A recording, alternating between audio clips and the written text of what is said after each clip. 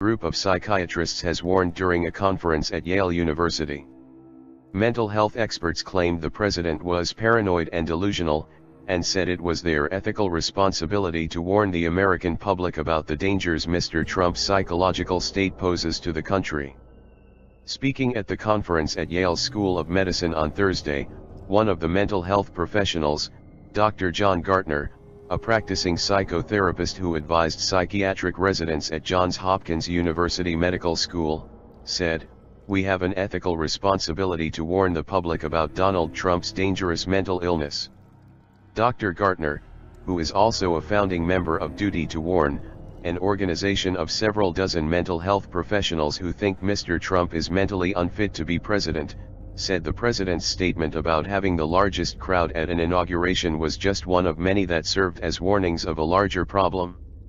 Worse than just being a liar or a narcissist, in addition he is paranoid, delusional and grandiose thinking, and he proved that to the country the first day he was president.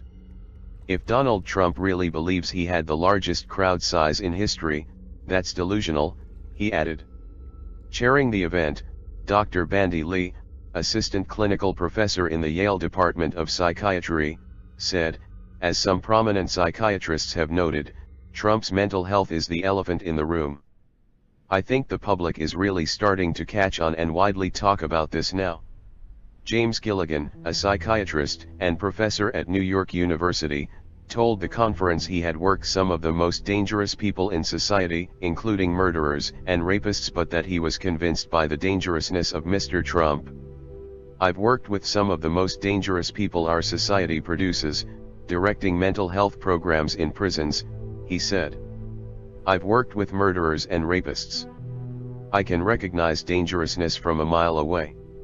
You don't have to be an expert on dangerousness or spend 50 years studying it like I have in order to know how dangerous this man is."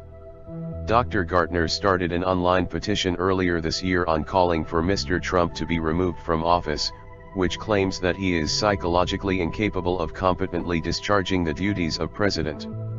The petition has so far garnered more than 41,000 signatures. It states, "We, the undersigned mental health professionals, please state your degree, believe in our professional judgment that Donald Trump manifests a serious mental illness that renders him psychologically incapable of competently discharging the duties of President of the United States. And we respectfully request he be removed from office, according to Article 4 of the 25th Amendment to the Constitution, which states that the President will be replaced if he is unable to discharge the powers and duties of his office." The claims made in the conference have drawn criticism from some in the psychiatric establishment, who say they violate the American Psychiatric Association's Goldwater Rule, which states psychiatrists are not to give professional opinions on people they have not personally examined. They have also been condemned by Republicans, including Connecticut Republican Party Chairman J.R. Romano, who accused the group of throwing ethical standards out the window because they cannot accept the election results. Responding to the criticism, Dr. Gartner said, "This notion that you need to personally interview someone to form a diagnosis actually doesn't make a whole lot of sense. For one thing, research shows that the psychiatric interview is the least statistical reliable way to make a diagnosis." A spokesperson for Yale University told The Independent the panel at the conference abided by the Goldwater Rule during the discussions, but that the organizer was troubled by the silencing of debate. The panel at Yale School of Medicine abided by the Goldwater Rule. Eminent psychiatrists were invited to speak about whether there are other ethical rules that override it, as in ordinary practice, said the spokesperson.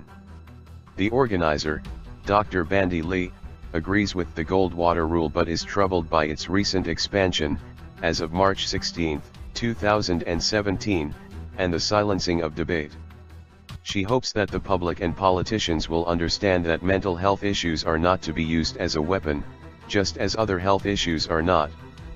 Dr. Gartner was invited as an activist and was not on the actual panel. The organizer emphasizes that the event was independently organized and did not represent the views of Yale University or Yale School of Medicine. The doctors have said that even if it is in breach of tradition ethical standards of psychiatry, it was necessary to break their silence on the matter because they feared too much is at stake. It is not the first time Mr. Trump's mental health has been called into question. In February, Duty to Warn, which consists of psychiatrists, psychologists, and social workers, signed an open letter warning that his mental state makes him incapable of serving